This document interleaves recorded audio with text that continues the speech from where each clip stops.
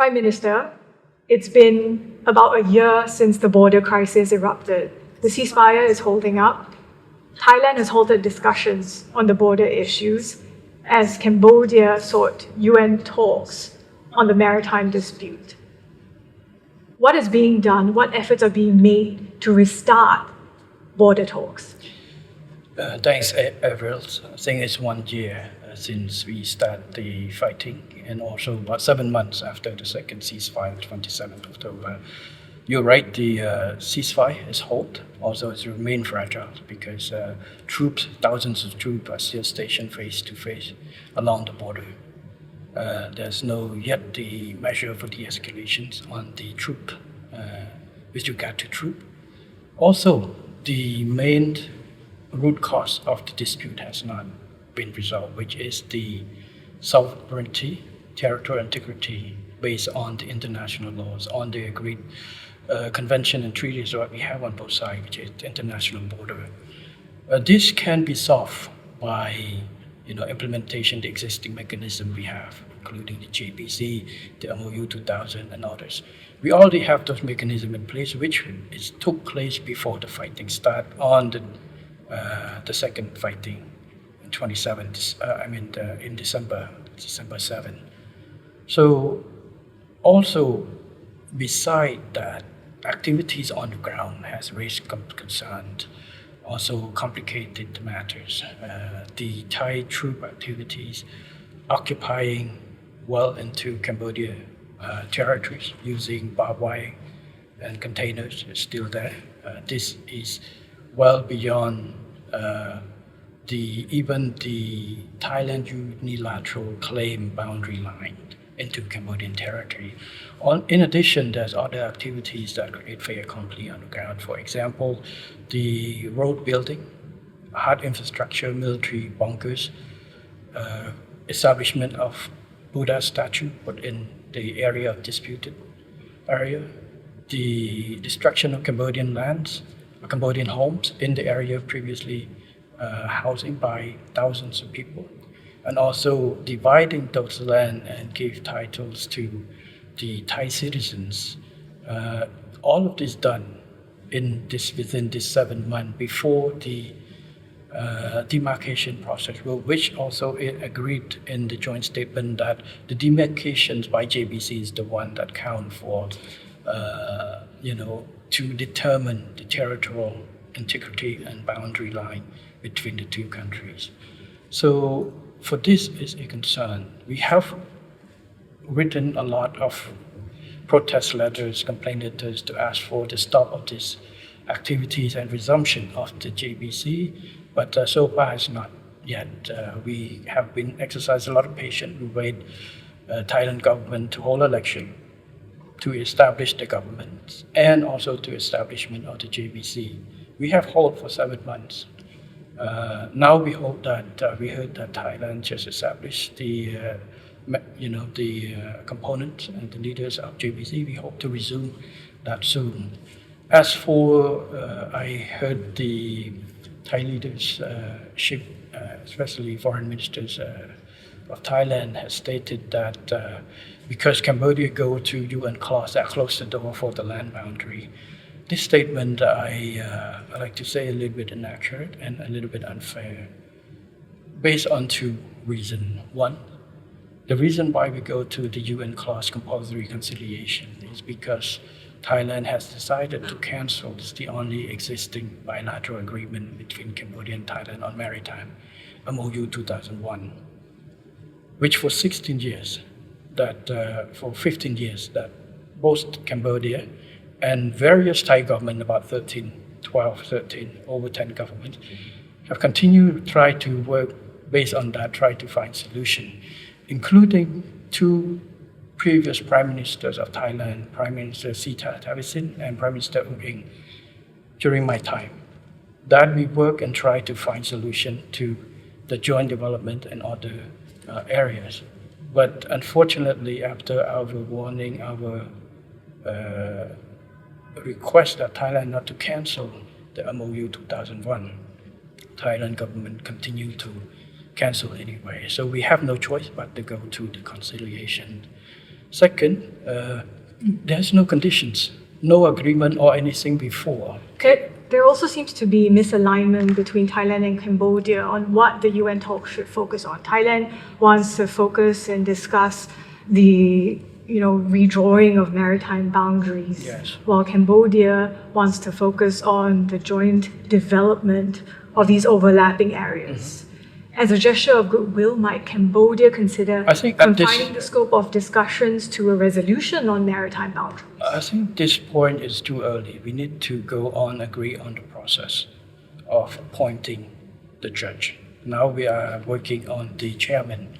We have nominated two of the judges each side, and we need the chairman of the 25th judge, and we're still working on So that. confining the scope of discussion for now is not something Cambodia It's would not consider. something that we have posed up to proposal for delimitation and the demarcations, delimitation and also the joint development area for the decisions.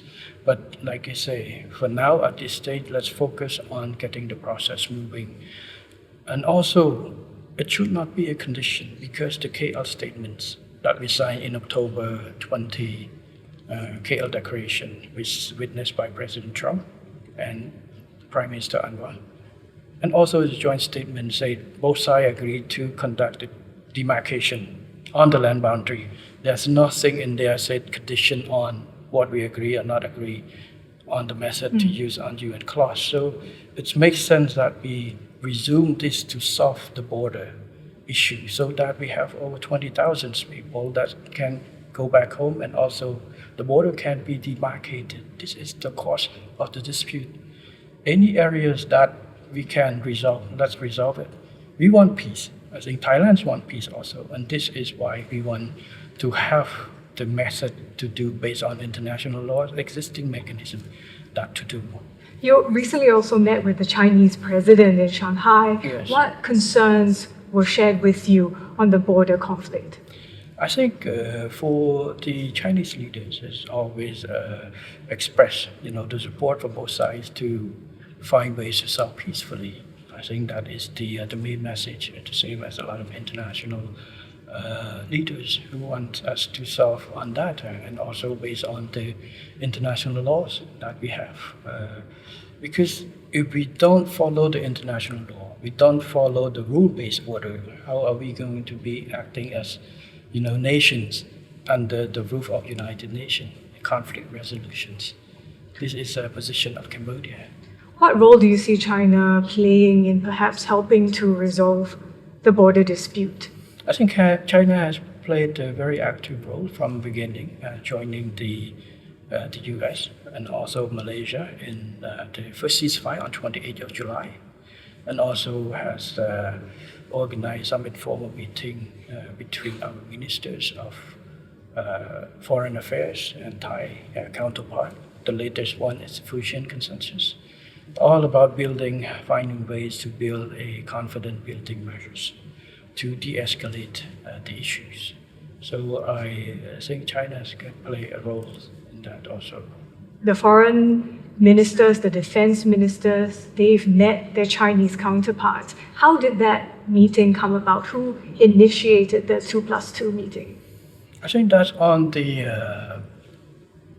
agreement that we had with China. This is bilateral matters. Was it something that was initiated by Beijing? The last visit by President Xi Jinping to Cambodia last year also take the ways to improve our cooperations. So that is another measure to step forward. And next year is going to be 3+3, adding the Ministry of Interior and the Ministry of Public Security, I believe, in China. So that to improve cooperation in diplomatic, in defense and security. How useful are you finding those mechanisms of discussions? I think it's to increase the focus on the area of priority. I think there's nothing wrong about it. There's always, it's to show that the emphasis to strengthen the focus on certain areas. I think this is a plus for both countries. We have this arrangement with Laos, with Vietnam, and others. And Cambodia also recently took delivery of Chinese tanks as well as smaller Chinese warships. What is Cambodia looking at in terms of procurement going forward? I think defense capabilities improvement is just part of any country's. We have worked with China for a long time, and this is the old agreements that we have just delivered this year. We have going to have exercises with China for just like an annual exercises and others, and also training engagement with China, the same as we have with US, with Vietnam, with other countries. We have bilateral agreement, bilateral cooperation with various countries. You also recently met with the FBI Director, Kash Patel. That's correct. Can you share more details on the pledges to expand cooperation? What does that entail? The cooperation between Cambodian security agencies, especially the National Police with the FBI, has been, for decades. We have worked together on counter narcotic, counter human trafficking. Now with the new threat from online scams, cybersecurity, it's a scope that we have to work together because the nature of crime now is cross-border. They're leveraging on technologies and others. So this requires that Cambodia work with our international partners, including the FBI, to increase cooperation and tackle the common issues. Does that include on intelligence sharing, greater cooperation on that as well? Yes, for security, in order to tackle on certain criminal network, you need to share intelligence, so information. It's the same, it's different terms you use. It's the information or intelligence, it's up to you, but it's the information sharing, the cooperation that build trust and also allow countries to work effectively together to tackle. I said it's cross-border. It's cross-border is mean one in Cambodia and one in the other countries.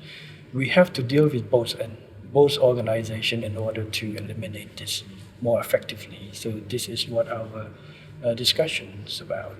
Cambodia works with the US. It also works with the Chinese on these issues. Do you think the US and Chinese have to work more closely together? Because to your point, this is a transnational issue that no one country can solve alone. Yes. Of course, President Xi Jinping, President Trump just met. Secretary Rubio is in Beijing talking to Foreign Minister Wang Yi to organize presidency visit to the US. These are bilateral cooperation. Both countries already have. In international realm, yes, it's going to have to be a cooperation, multinational cooperation, including the US and China. We're going to host the international conference on online scam. There will be participation from China and the US FBI. I invite the delegation from FBI to join, and Director Kash Patel, he said that he's gonna send senior delegations come to visit. These are the cooperation to tackle common issues, go well beyond geopolitics. This is for the interest of all countries.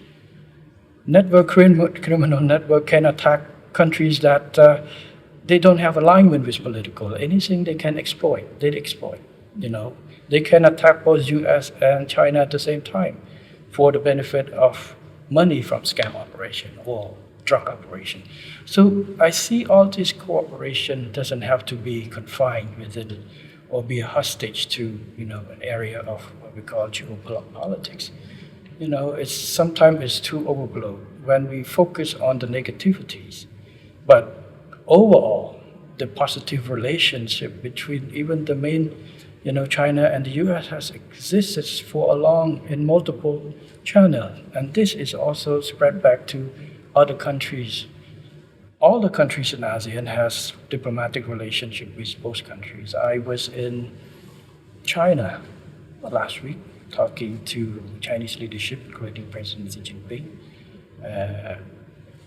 Prime Minister Li Qiang, about cooperation, state-to-state cooperation, and also talk to business in China, Chinese investors, to bring cooperation here. Yesterday, I met Director Kash Patel for security cooperation with US, and also US ASEAN Business Council visit me, talking about opportunities for cooperation for US business Cambodia. So if you see, this action, it showed that Cambodia does not have to be a place where zero-sum practice in the international relations happen. It's a win-win. We work with both US and China to improve our collective benefit, security, defense, business, investments for the benefit of our countries. And this is a win-win that Cambodia as a country, we don't choose, to be friend with one and enemy with another. We enemy with no one and to friend with all. We choose independent, neutral policies for the benefit of, and our engagement with any country is for our mutual benefit. You talk about how these criminal groups are becoming more sophisticated. A UN report shows that now they're even acting like corporates, that they're using, for example, in the Southeast Asian region, some of these criminal groups, concessions within special economic zones to operate. And Cambodia has dozens of such zones.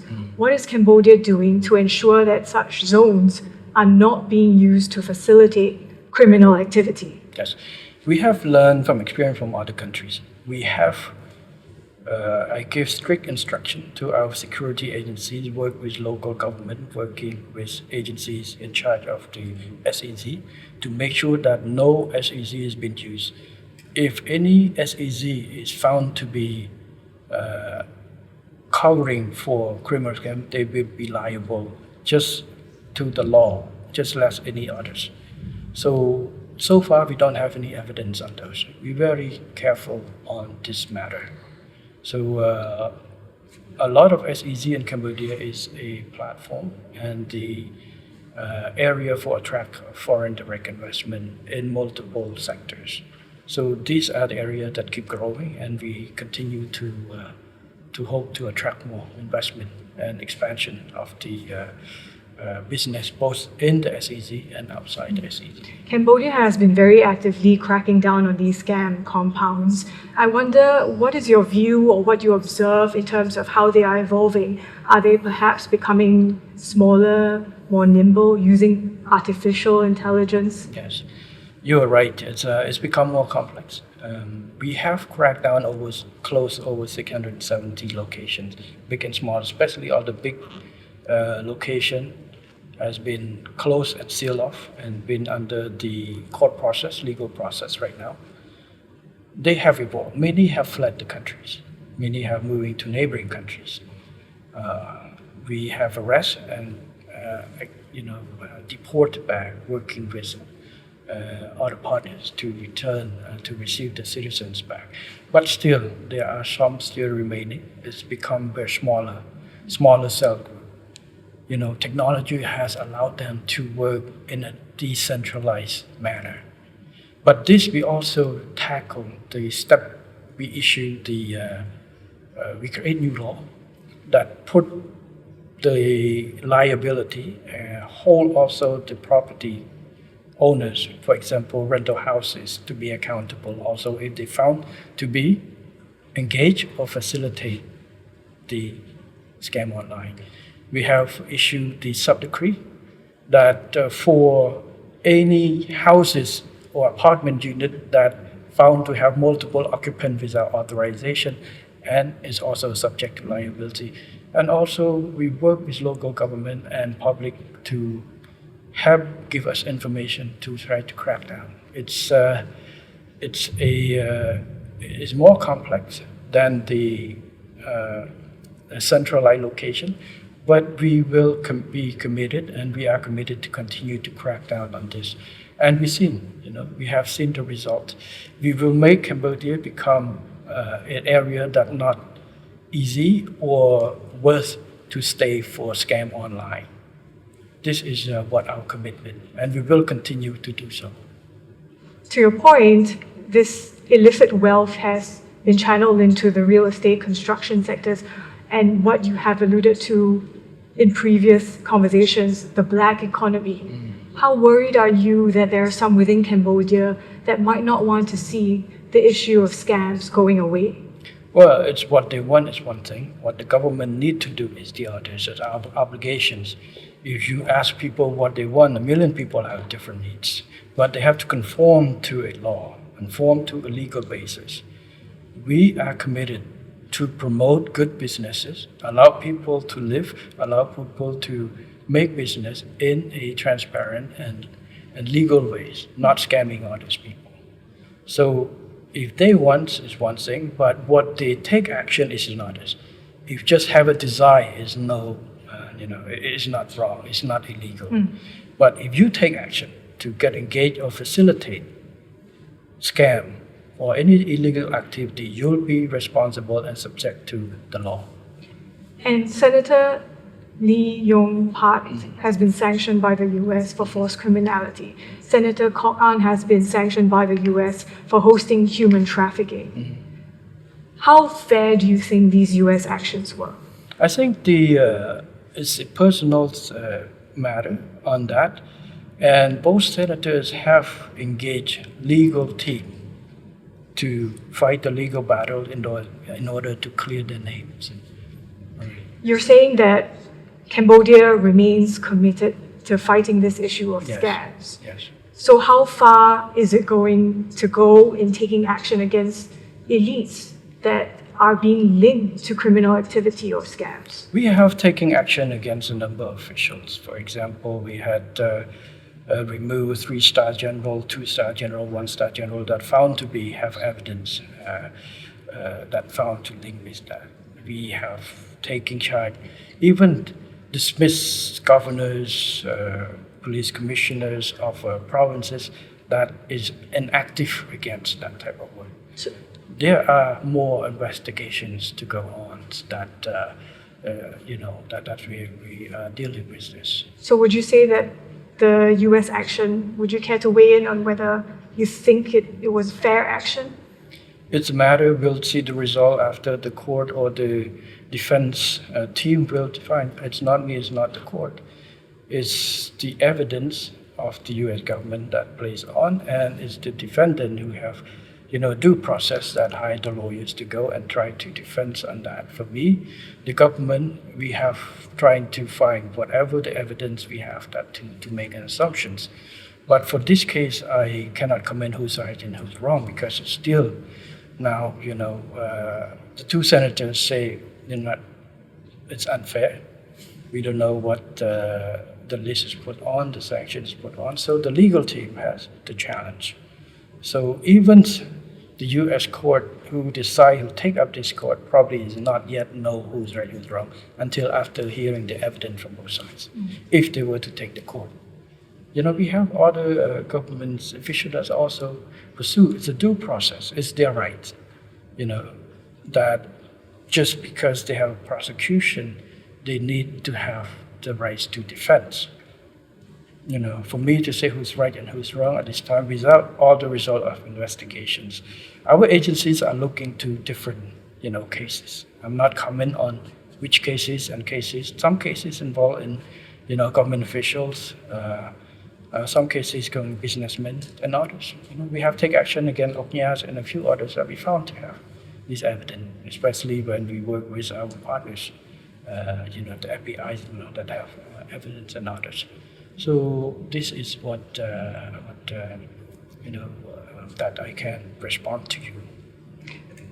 This is a global issue, as you say, and in terms of the money involved, some estimates put it at upwards of $440 billion, which could be comparable to the global illicit drug industry.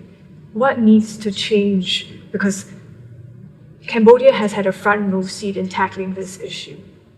What advice, perhaps, would you have for other countries that are now dealing with this? I think we have to start with accepting the facts. Cambodia is not the only country that has this problem. It's a problem that many countries in the regions has it.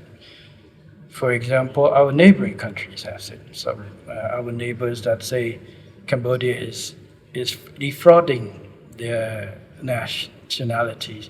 In fact, it's their nationalities who come to Cambodia and attack using a scam platform to attack the citizen at home. So many of that have returned back.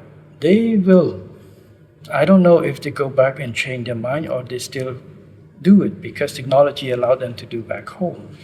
So, like I say, first we have to accept. Any countries that want to deal with this effectively have to accept that we have the problem. Cambodia has accepted that, and we have taken measures. We're taking measures since last term, last governments, and until now. And now we taking a really step up the effort, starting up from accepting the problem and taking concrete measures to deal with it. We have taken concrete measures, we have implemented new laws, we have taken actions, and also have to accept that it is a regional issue, that we need cooperation. That's why we work. So for us, for Cambodia, this is the experience. We admitted that we have it, although we're not the only one who have it. In the past, somehow last year, we were a little bit being scapegoat, but we not just say it's unfair, but we say if that's the issue, we have to deal with it. And that's what we did. We have to work with our partners in order to deal with it. It's not a blame game. It is the fact that we cannot tackle this alone. It's a multi-billion-dollar business. It's a fast business. A lot of people work in it. It's not the victim. They know willingly to do it. So the fact that they are in Cambodia or they're in their countries or other countries, they will do it. So that is the only thing that to do, and working globally with international work to deal with it. Prime Minister, I wanted to wrap up this conversation finding out more about your vision for Cambodia, because you took over in 2023 from your father, who led for almost 4 decades. What is the path that you want Cambodia to chart? You know, we have thought of this, and we said, what's the legacy that our team, UK, the Generation 2 team? Generation 1 team, my father's generation, it's a generation that started out with nothing, liberate the countries from the genocide regions, unify the countries, stop the fighting, which lasted for 500 years in Cambodia, building the countries from scratch, implementing reform and develop the countries. What is the G2 legacy has to be? First, we have to maintain what's the positive result that the previous team has achieved: peace, stability, development, national unities. But what are we going to do is to go for further reform, to tackle the issues, old and new, that may exist for us, and reform and develop further to bring peace and stability and development for our people. So this is our futures, and a lot of reform that we put to. We are now doing a lot of reform in the security, in militaries, in education, in health, in economic, in business environment, in order to innovate ourselves to make our country become more of an environment that the people of Cambodia can grow and also welcome more of the partners, whether it's in security, cooperation, economic, and others to grow. So this is our vision, is to bring Cambodia to be a rich country for our people in the future. Prime Minister, thank you for your time today. Thank you. Thank you. Thank you.